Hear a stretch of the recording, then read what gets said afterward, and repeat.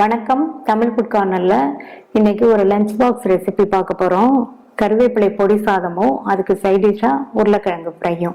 இந்த கருவேப்பிலை சாதத்துக்கு உருளைக்கிழங்கு ஃப்ரை சைடிஷா வச்சு சாப்பிட்றதுக்கு ரொம்ப பொருத்தமா இருக்கும்.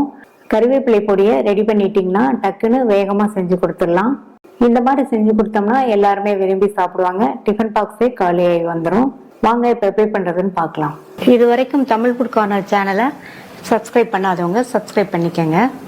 ஒரு கப்பு ஃப்ரெஷ்ஷான கருவேப்பிலை இலைகளை நல்லா வாஷ் பண்ணிட்டு நிழல்லையே காய வச்சு எடுத்து வச்சிருக்கேன். ஸ்டவ்ல ஒரு பேன் போட்டிருக்கேன். இதில் 2 டீஸ்பூன் அளவு நல்லெண்ணெய் சேர்த்துருக்கேன். நல்லெண்ணெயை சேர்த்து பண்ணுங்க, நல்லா இருக்கும், உடம்புக்கும் ரொம்ப நல்லது.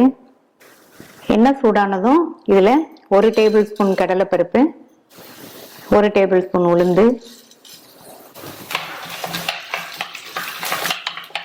2 பருப்பும் வறுபட்டு அதனுடைய கலர் லைட்டா மாறி வரட்டும்.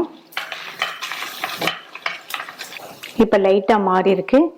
இதுல 2 டேபிள் ஸ்பூன் அளவு வேர்க்கடலையும் சேர்க்கிறேன். கூடவே 4ல இருந்து 5 காஞ்ச மிளகாய் உங்களுடைய காரத்துக்கு தகுந்தபடி சேர்த்துக்கங்க.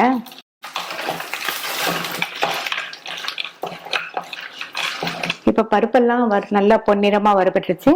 காஞ்ச மிளகாவும் வறுபட்டுருச்சு. இதுல 1/2 டீஸ்பூன் சீரகமும் 1/2 டேபிள் ஸ்பூன் எள்ளும் சேர்க்கிறேன்.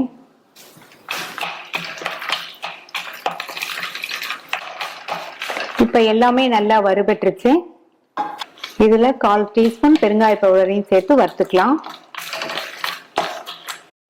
எல்லாமே நல்லா வறுபட்டுருச்சு. வேற ஒரு பிளேட்டுக்கு மாத்தி ஆற விட்டுறலாம். அடுத்து 1 டீஸ்பூன் நல்லெண்ணெய் சேர்த்திருக்கேன். எண்ணெய் சூடாயிடுச்சு. அதுல 5-6 பல் பூண்டை தட்டி சேர்த்திருக்கேன். இந்த மாதிரி பூண்டை தட்டி சேர்த்தோம்னா நல்லா ஈஸியா வறுபட்டுரும்.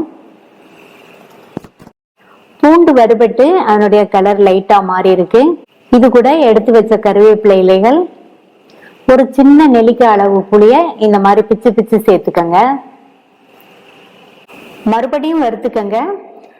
பூண்டு, புளி, கருவேப்பிலை 3மே நல்லா மொறு மொறுன்னு வறுபடட்டும்.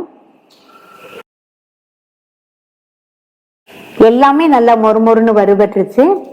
ஸ்டவ் ஆஃப் பண்ணிட்டு தேவையான அளவு கல் உப்பு சேர்த்து நல்லா ஆறுனதுக்கு அப்புறமா மிக்ஸி ஜாருக்கு மாத்திக்கலாம்.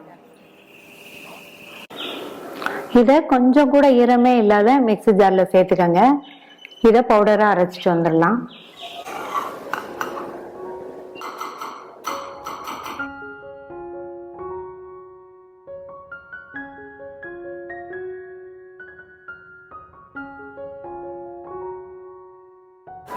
இந்த கருவேப்பிலை பொடி சாதம் பண்றதுக்கு நான் 1/2 கப் அரிசியை உதிரி உதிரியா வடிச்சு வச்சிருக்கேன். இந்த பேன்ல 3 டீஸ்பூன் எண்ணெய் சேர்க்கிறேன்.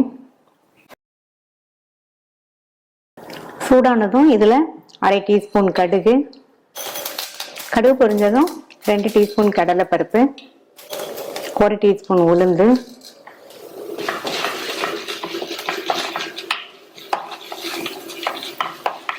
லைட்டா வறுபட்டதும் இதுல 10-12 முந்திரி சேர்த்து வறுத்துக்கலாம்.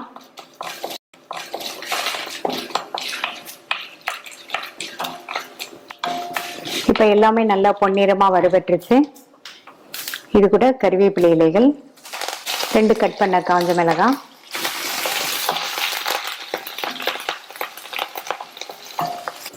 இது கூட 2 பிஞ்ச் மஞ்சள் தூளும் சேர்த்துக்கங்க.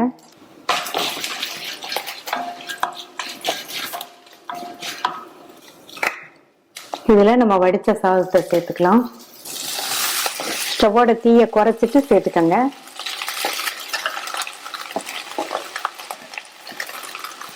இது கூட கருவேப்பிலை பொடி சேர்த்துக்கலாம். இந்த ஸ்பூன்ல 5 ஸ்பூன் சேர்த்திருக்கேன். ஸ்டவ் சிம்லயே வச்சு நல்லா இந்த மாதிரி கலந்து கொடுங்க. சாதம் சூடு ஏறுற வரைக்கும் கலக்கணும்.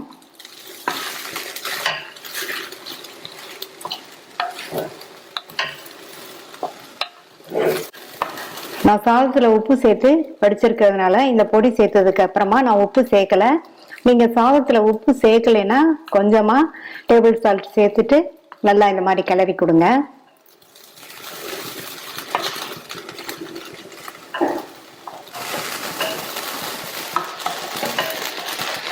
இப்போ நல்லா மிக்ஸ் பண்ணியாச்சு. சாதமுமே சூடு ஏறிடுச்சு.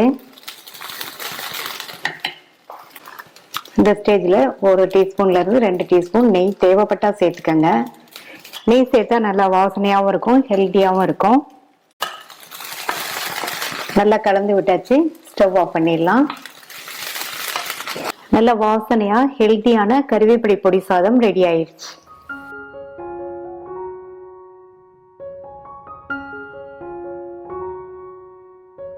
அடுத்து உருளைக்கிழங்கு ஃப்ரை பண்ணலாம். 300 கிராம் உருளைக்கிழங்க வேக வச்சு இந்த சைஸ் பீசஸாக கட் பண்ணி வச்சிருக்கேன். இந்த பேனில் 1 டேபிள் ஸ்பூன் கடலை எண்ணெய் சேர்க்குறேன். எண்ணெய் சூடாயிடுச்சு. இதில் அரை டீஸ்பூன் சீரகம் சேர்த்து பொரிஞ்சதுக்கு அப்புறமா கறிவேப்பிலை, இது கூட 1 டீஸ்பூன் இஞ்சி பூண்டு பேஸ்டையும் சேர்த்து நல்லா மிக்ஸ் பண்ணி விட்டுருங்க.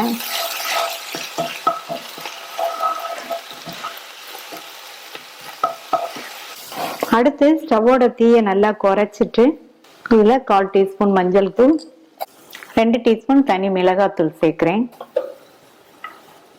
இதில் 1 டீஸ்பூன் மட்டன் மசாலா பவுடர் சேர்க்குறேன். இது நீங்கள் விருப்பப்பட்டா சேர்த்துக்கங்க, இல்லைன்னா ஒரு அரை டீஸ்பூன் சோம்புத்தூள் சேர்த்துக்கங்க. லோ ஃப்ளேம்லேயே வச்சு இதை நல்லா கலந்து விட்டுருங்க. அடுத்து வேக வச்ச உருளைக்கிழங்கு சேர்க்குறேன். உருளைக்கிழங்க சேர்த்துட்டு இந்த மசாலாலாம் நல்லா பிரட்டி விட்டுருங்க.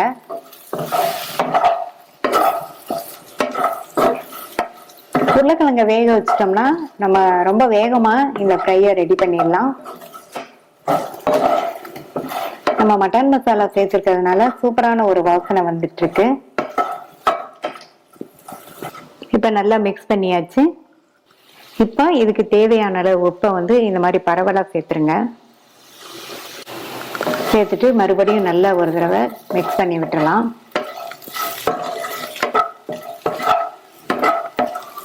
இப்ப நல்லா கலந்து விட்டுட்டு மறுபடியும் ஒரு அரை டீஸ்பூன் மட்டும் கடலை எண்ணெய் சேர்க்கிறேன்.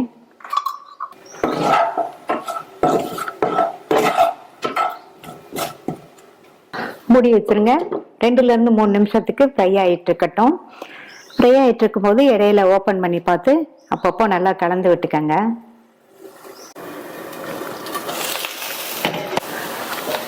மூணு நிமிஷமா உருளைக்கிழங்கு மசாலாவோட சேர்ந்து நல்லா ஃப்ரை ஆயிடுச்சு. இனி மூடி போட வேண்டாம், சிம்லயே ஒரே 1 நிமிஷத்துக்கு மட்டும் ஃப்ரை ஆயிட்டு இருக்கட்டும். சிம்லயே வச்சு 1 நிமிஷம் ஆச்சு. அவ்வளவுதான், சூப்பரான டேஸ்ட்ல மொறு மொறுன்னு சுவையான உருளைக்கிழங்கு ஃப்ரை ரெடி ஆயிடுச்சு. ட்ரை பண்ணி பார்த்துட்டு உங்க கமெண்ட்ஸை சொல்லுங்க. தேங்க்யூ.